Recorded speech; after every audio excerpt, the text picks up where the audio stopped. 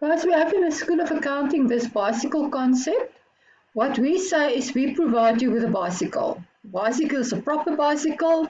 It has wheels, it's got steering mechanism, everything. So all you have to do is you have to get on top of it and ride the bicycle to reach your goals. So let's talk about the accounting equation further. We've said that the accounting equation assets equals liabilities plus owner's equity. We said, well, assets equals is always a debit balance. So when an asset increases, I have to debit that account. If an asset decreases, I have to credit the asset account. Liabilities is always a credit balance. So if a liability increases, I have to credit that account.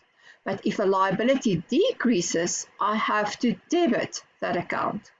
There's an equal sign there. So owner's equity is, if that's a plus, owner's equity must also be a credit balance. Now, what does equity consist of? Equity consists of capital contributions paid in capital. Now, if he has paid in some money, his bank account has increased, which is an asset. There is an equal sign there, so his owner's equity has also increased, and that was the credit was posted to equity. So therefore, if capital increases, it is a credit, and therefore it is an increase in equity. If capital decreases, I have to debit the capital. So what happens with withdrawings? Guys, withdrawings is nothing else than the owner who is withdrawing some of the original capital that he has invested in his entity. So therefore his capital is going to reduce. He takes out some cash, so therefore his asset is going to reduce minus. So for equity to reduce, what should I do with it? I should debit equity. So withdrawals is always a debit against equity. It reduces equity. Now, owner's equity consists out of capital plus retained earnings. Retained earnings is profits. What is profits all about? Profits is all about income or revenue and gains and expenses and losses. Income and gains or revenue and gains, an income account's got a credit balance. So therefore, if I make some kind of income, I will credit the income account. If I credit the income account, what is the impact on owner's equity? Owner's equity increases when it is credited. So income will increase equity, and then the contrary is also true that expenses has a debit balance. So if expenses happens, it will reduce our equity account. So expenses reduces equity, income increases equity, income less expenses being net profit. What is the learning outcomes? What do we want to achieve? You need to understand the accounting cycle, and you need to understand and be able to do transactions within the accounting equation by applying the double entry system. Now, the first thing that we have to see about the accounting cycle is, what do we mean by financial period? Now, the financial period is usually a period of 12 months, and that is the period that the entity has chosen as his financial year. It will start at a certain date and it will end at a certain date 12 months thereafter. So if I'm a company, I can choose on whatever month end I want to end my financial year. If I am a sole proprietor or a partner in a partnership, then it is best to make my financial year end the same as that of the receiver of revenue. So you will see that for a sole proprietor and a partnership, their financial year end usually coincides with the tax year's financial year end, which is 28 or 29 February of each year. Why is that? The reason is simple, guys. Whatever profit you're going to make in your sole proprietorship, or your portion of the profit that has been made in a partnership, is going to be added to your personal income, and you are going to be taxed on that in your personal capacity. That is why it is much easier if the business that you conduct, their year end also coincide with the tax year end. Otherwise, you have to make all kinds of adjustment entries, etc., etc., etc. Good, so a financial period measures the financial performance of an entity over the financial year that he has chosen, and that is usually a period of 12 months. Now, the financial position of the entity is at the end of his financial year, that specific date. If his financial year was from the 1st of January up to the end of December, his financial position would be measured as at the 31st of September. If his financial year was from the 1st of March until the end of February, then his financial position will be measured on the last day of February, whether it being the 28th or the 29th of February. So what do we measure there? We measure his wealth, and his wealth is represented by the value of equity as at the end of the financial period. Now remember, the accrual concept says that transactions are recorded when they occur, not when cash is received or paid. So when do we recognize income? When it's earned. When do we recognize expenses? When it is incurred. What does the matching principle in accounting tells us? The matching principle says that all the expenses that you incurred in order to generate an income in that financial period must be taken into account for against that specific income figure. So if I have incurred 500 Rand to make 1,000 Rand worth of income, that 500 Rand and that 1,000 Rand must be accounted for in the same financial period. I have to match the expenses with the income that those expenses have generated in the same financial period. Now, there are two income adjustments and there are two expense adjustments that needs to take place at the financial year end. The first thing is if I have received income in advance. So what does it mean? I have received income already, the cash flow has taken place, but I haven't earned that income as yet. So let's look at an example. A business rents out premises. He receives 5,000 Rand rent on 31 December, which is the financial year end, but it was for the month of January 22. Did the business earn this income as yet? No. That income, that rent was paid for the next financial period. It was not for the current financial period. So therefore, I cannot recognize that 5,000 rent in the financial period ending 31 December 21. So what happens in our books? We have received 5,000 Rand worth of rent. So we debited bank 5,000 and we credited an income account 5,000 Rand. Now it's 31 December. We run through our trial balance and we come across this income account of 5,000 Rand. May we recognize that 5,000 Rand?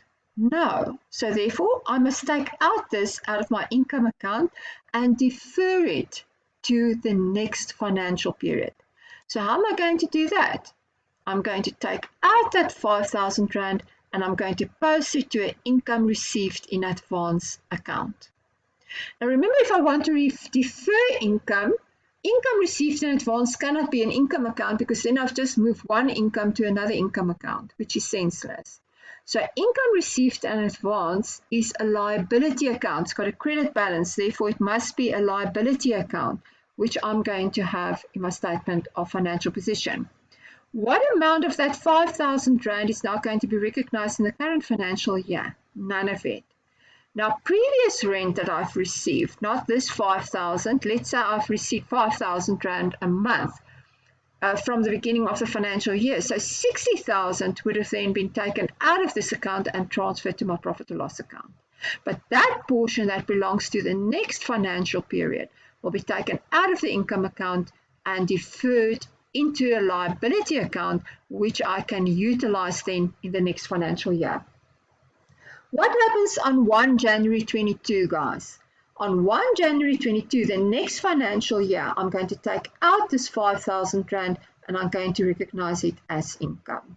So I will then clean out the liability account and the liability account is going to become an income account in the period that it belongs to, January 22. If we have to account for this deferral of income in the accounting equation, how would it look like? Well, assets has increased with 5,000 Rand and liabilities has increased with 5,000 Rand. There's an equal sign there. So 5,000 Rand plus on that side of the sign equals 5,000 Rand plus on that side of the sign. So this is in balance. The transaction is in balance. The second adjustment that we can do is if I am entitled on income, but I haven't received that income as yet in the current financial year. So that is all, I can either call it income receivable or accrued income. This business placed 10,000 Rand on fixed deposit at an interest rate of 10% per annum on 1 January 21. No interest has yet been received as at 31 December 21. Interest is only going to be paid on 1 January 22. Did the business earn that 10% of 1,000 Rand worth of interest as at 31st December? Yeah, of course they did. Why? Because that investment was lying with the bank for the full financial year. And slowly but surely, this interest that the entity became entitled on has accumulated through the financial year. So although cash flow hasn't taken place, the income has already been earned. So obviously no bank can play a role here because cash flow hasn't taken place. But I must recognize that income in my books because I've earned the income. My interest received, interest income figure is going to be credited. Income is a credit in our books. So income account is going to be credited and accrued income or interest receivable is going to be debited. What will be closed off against my profit or loss account? My income account of 1,000 Rand. So then that will come clean and that will lie in the profit or loss account. What about this account here, interest receivable or accrued income?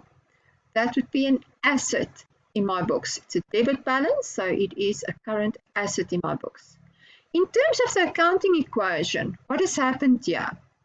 Assets has increased with 1,000 Rand and equity, there you can see that, profit or loss, credit here, so equity has increased with 1,000 Rand. That side of the equation equals this side of the equation. Expense adjustments. Again, there are two kinds of expense adjustments that can take place. One being prepaid expenses and the other one being accrued expenses. Now, what is prepaid expenses? That is when I have paid for something already, but that I haven't incurred the expense as yet. For example, the business paid the annual insurance premium of 12,000 Rand on 1 September 21. The year end is 31st of December. Now, what portion of that expense belongs to the current financial year? Only that portion that belongs to this period 1 September to 31 December, and that equals 4 months. 12,000 Rand is an annual premium, so how much does it equate to on a monthly basis? 12,000 divided by 12 equals 1,000 Rand a month. So 4,000 of the 12,000, that is the expense incurred in the current financial period. The remaining 8,000 Rand, so from the 1st of January next year up to the 31st of August, which is the maturity date of that insurance policy, that means that expense belongs to the next financial year. So I cannot recognize that 8,000 Rand in the current financial period as yet.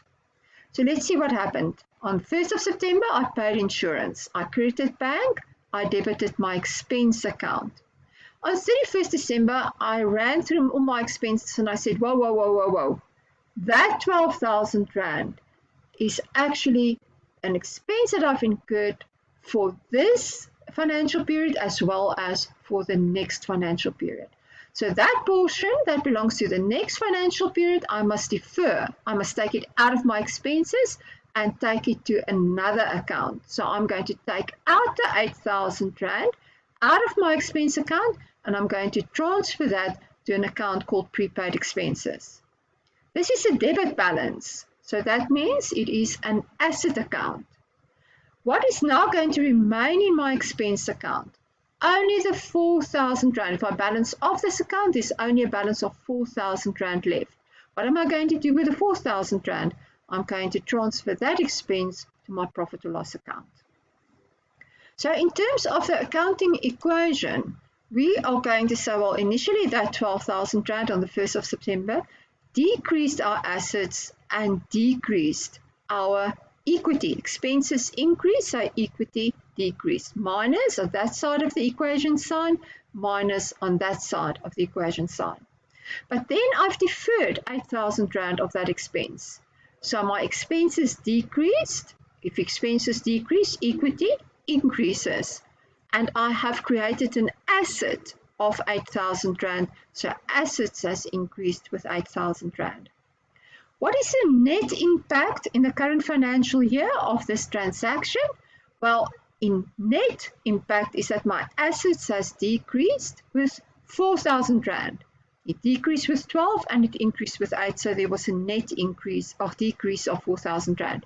Equity decreased with 12,000 Rand, but then I took out 8,000 Rand, so the net impact on equity was an expense of 4,000 Rand.